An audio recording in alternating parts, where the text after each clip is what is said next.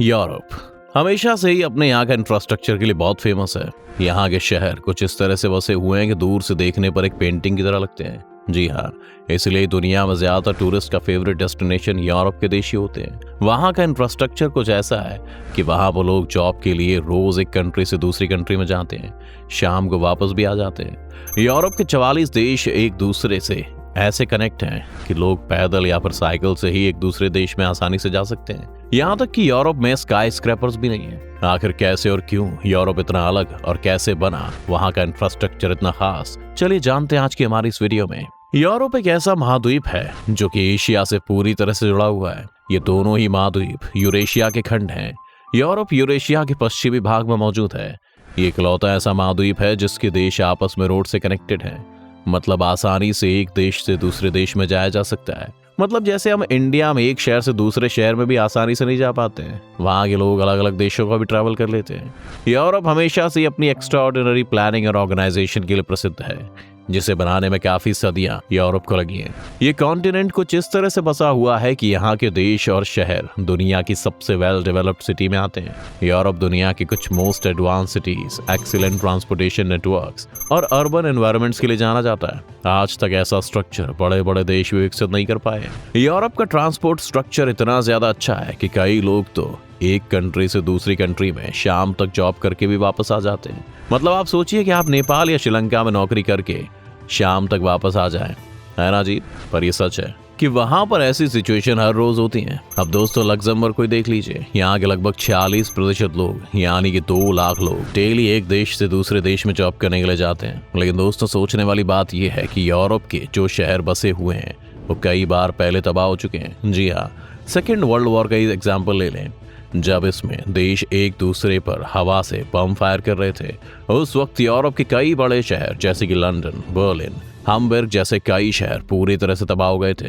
लेकिन आज ये कितने खूबसूरत हैं ये हर कोई जानता है, क्योंकि ये शहर लोगों के फेवरेट डेस्टिनेशंस में से एक है। दरअसल यूरोप जिस तरह के स्ट्रक्चर को फॉलो करता है वैसा दुनिया में कोई देश नहीं कर पाता है। आपको बता दें कि यूरोप के शहर और वहाँ के देश अपने इंफ्रास्ट्रक्चर में रेडियल पैटर्न को फॉलो करते हैं। रेडियल पैटर्न पर बनी हुई सिटी कुछ इस तरह से डिजाइन होती हैं कि उसके सेंटर में कोई बिल्डिंग या मॉन्यूमेंट बनी हुई होती है और फिर इस बिल्डिंग मॉन्यूमेंट के चारों ओर सर्कुलर फॉर्म में पूरे शहर को बसाया जाता है। यूरोप के सभी शहर रेडियल पैटर्न के उस तरीके को फॉलो करते हैं जिसमें पूरे महाद्वीप के शहर ऐतिहासिक रूप से एक सेंट्रल पॉइंट के आसपास ही डेवलप्ड हुए हैं, जिसमें सड़कें और बाकी के अर्बन फीचर्स उस सेंट्रल पॉइंट से बाहर की ओर निकलती हैं। जैसे एक पहिया। आपको बता दें कि सेंटर पॉइंट पर या तो कोई मॉन्यूमेंट होता है या फिर कोई बड़ी बिल्डिंग।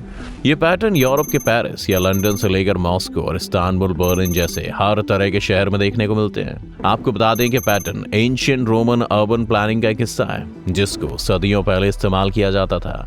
दरअसल जब यूरोप के पुनर्जागरण की क्रांति आई थी तब शहरों के स्ट्रक्चर पर ज्यादा ध्यान दिया गया था। यह स्ट्रक्चर 14वीं से 17वीं शताब्दी में बसाया गया था, जिसके अंदर ज्यादातर पब्लिक बिल्डिंग्स को और बाकी की बिल्डिंग्स को एक सेंटर पॉइंट के आसपास गोलाई में बनाया जाता था। इसके बाद मध्यकाल के दौरान, यानी कि मेडिएवल पीरियड के दौरान, रिलीजियस इंस्टीट्यूशंस जैसे कि चर्च, मोनेस्ट्रीज और हर्मिटेजेस के आसपास यूरोपीय शहरों के विकास से इस पैटर्न को और ज्यादा मजबूती मिली, क्योंकि संस्थान अक्सर शहर के सेंटर पॉइंट के रूप में कार्य करते थे और पूरे शहर और शहर का स्ट्रक्चर यहीं से हर दिशा में बाहर निकलता था। पुनर्जागरण की क्रांति के दौरान ही कई अर्बन प्लानर्स ने वहां पर कई पब्लिक प्लेसेस और मॉन्यूमेंट्स बनाने की मांग की। इस दौरान इस क्रांति से जुड़े लोगों ने ऐसी बिल्डिंग को बनाया जो कि दूर से भी दिखाई दे, और बस फिर उसके चारों ओर धीरे धीरे शहर बनने लगे। वेल, ये तो काफी पहले की बात है और तब देशों में इतनी जनसंख्या नहीं होती थी। लेकिन जैसे जैसे इंडस्ट्रियलाइजेशन बढ़ने लगा तो देश में जनसंख्या भी बढ़ी। लेकिन तब भी यूरोप ने कुछ ऐसा ही स्ट्रक्चर बसाया जहां पर उन्होंने इंडस्ट्री को शहर के बीचों बीच ही लगाया, जबकि दूसरे देशों ने इंडस्ट्री को देश के बाहर या फिर बहुत दूर बसाया। दोस्तों जर्मनी ऐसा पहला देश था जिसने मिक्स स्ट्रक्चर को अपनाया था, और जैसे ही मॉडर्न यूरोप में भी यही फैल गया। इसमें पुराने स्ट्रक्चर को ही मॉडिफाई किया गया था और सेंट्रल पॉइंट के पास ही रेजिडेंशियल और इंडस्ट्री एरिया दोनों लगाया गया, जिससे लोगों को हर चीज पास ही मिलने लगी और इस तरह लोगों की गाड़ियों पर डिपेंडेंसी कम होने लगी और लोग वॉकिंग को ज्यादा प्रेफर करने लगे। आप अगर नोटिस करेंगे तो अक्सर यूरोप के कई देशों में ज्यादा लोग पैदल ही चलते हैं या फिर साइकिल से। जी हाँ, वहाँ के देशों में साइकिल को शाही सवारी समझा जाता है। यहाँ तक कि नीदरलैंड के प्राइम मिनिस्टर तो पार्लियामेंट भी पैदल जाते हैं। यूरोप में पर्सनल गाड़ियों के बजाय पब्लिक ट्रांसपोर्ट का इस्तेमाल ज्यादा होता है। वहां पर लोग कार की जगह ट्रेन, बस और ट्रम्स में ट्रैवल करना ज्यादा पसंद करते हैं। इसके साथ ही वहां की ट्रांसपोर्ट फैसिलिटी एक दूसरे से पूरी तरह कनेक्टेड है। जैसे अगर मान लीजिए हम वहां रेलवे स्टेशन जाते हैं तो हमें वहीं से बस स्टैंड पहुंचना भी बहुत आसान है, जिससे लोगों का फालतू ट्रैवल बचता है। जबकि अमेरिका जैसे देशों में हर चीज दूर दूर होने की वजह से लोगों को कार का इस्तेमाल ज्यादा करना पड़ता है, जिससे कि पोल्यूशन ज्यादा बढ़ता है। यूरोप के इंफ्रास्ट्रक्चर का एक एग्जाम्पल रोम में बना हुआ पियाजा डेल पपोलो है। इसका निर्माण 16वीं शताब्दी में किया गया था। इसे आर्किटेक्चर डोनाटो ब्रामांते द्वारा बनाया गया था। आपको बता दें कि पियाजा में इसके सेंटर में एक ओबेलिस्क यानी कि एक पतला सा खंभा है, जो कि 2 मैचिंग फाउंटेन्स से घिरा हुआ है। ये मॉन्यूमेंट्स तीनों ओर से सड़कों से घिरा हुआ है, जिसमें 3 रेडिएटिंग स्ट्रीट्स वाली सड़कें केंद्रीय बिंदु से बाहर की ओर जाती हैं। पियाजा का डिजाइन प्राचीन रोम की शक्ति और भव्यता को दिखाने के लिए बनाया गया था, और ये पूरे यूरोप में इसी तरह के शहरी परियोजनाओं के लिए एक मॉडल बन गया। इसके साथ ही दोस्तों, यूरोप के शहरों की अगर वेल प्लानिंग की बात करें तो इसका दूसरा बड़ा योगदान पेरिस के हॉस्मैन योजना से मिल सकता है, जिसकी शहर के बीचों बीच में 19वीं शताब्दी के दौरान प्रीफेक्ट जॉर्जियस यूजीन हॉस्मैन द्वारा लागू किया गया था। इस योजना में ग्रैंड बॉलीवॉर्ड की एक सीरीज का निर्माण किया गया था, जो कि आर्क डी ट्रायम्फ और प्लेस डे लाइटऑयल जैसे सेंट्रल पॉइंट से बाहर की ओर निकलते थे।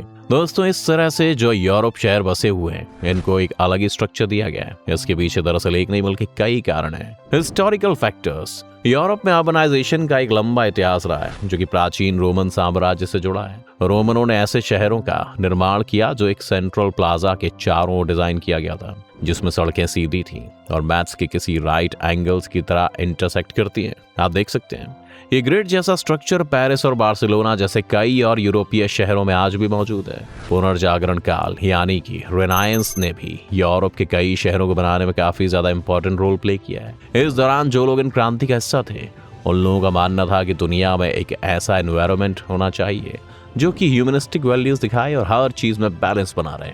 Cultural factor. दोस्तों, यूरोपियन कल्चर हमेशा से डिसिप्लिन को काफी ज्यादा इंपॉर्टेंस देती है, और कहीं ना कहीं इस बात की झलक वहां की संस्कृति में भी देखने को मिलती है। यूरोपीय लोगों में आर्ट, आर्किटेक्चर और डिजाइन को काफी ज्यादा इंपॉर्टेंट माना जाता है। यहाँ पर लोगों को इस बात की काफी समझ है। इस कारण ही लोगों की स्किल यहाँ की बुनियादी चीजों में भी देखने को मिलती है। यूरोप में पब्लिक स्पेसेस, बिल्डिंग्स और इंफ्रास्ट्रक्चर को उतना ही ज्यादा इंपॉर्टेंट माना जाता है जितना कि वहाँ के लोगों का वर्क कल्चर को। इसके साथ ही दोस्तों, जैसा कि हमने आपको बताया कि वहाँ पर खूबसूरती के साथ साथ एनवायरनमेंट को भी ध्यान में रखा जाता है। इस कारण वहाँ का इंफ्रास्ट्रक्चर कुछ इस तरह से डेवलप किया गया है कि लोगों को हर तरह के पब्लिक ट्रांसपोर्ट आसानी से उपलब्ध हो सके। Economic factor. यूरोप के शहरों का इतने अच्छे तरीके से बने होने का और वहाँ का इंफ्रास्ट्रक्चर इतना ज्यादा अच्छा होने का एक कारण यहाँ के इकोनॉमिक फैक्टर्स भी हैं। यूरोप हमेशा से ही काफी अमीर रहा है, और इस कारण वहाँ का काफी पैसा वहाँ के शहरों और वहाँ की कंट्रीज को डेवलप करने में भी जाता है। यूरोप में खास तौर पर वहाँ के शहरों को वहाँ की सरकारों से फंड दिया जाता है, ताकि वो वहाँ के शहरों को इंफ्रास्ट्रक्चर कर सके। क्योंकि यूरोप में दुनिया भर से ज्यादा टूरिस्ट आते हैं, ऐसे में यूरोप के शहरों को खूबसूरत बनाना वहाँ की सरकार की प्रायोरिटी होती है, और इसी वजह से वहाँ के शहर काफी ज्यादा खूबसूरत होते हैं। इस तरह से यूरोप के देश और वहाँ के शहर अपने आप में बहुत ही खूबसूरत हैं। आपकी इस वीडियो को लेकर क्या राय है दोस्तों, हमें हमारे कमेंट सेक्शन में जरूर बताएं। अगर आपको वीडियो पसंद आए तो इसे लाइक और शेयर जरूर करें। साथ ही अगर आप हमारे चैनल पर नए हैं तो इसे सब्सक्राइब करना, बेल आइकन दबाना बिल्कुल ना भूलें।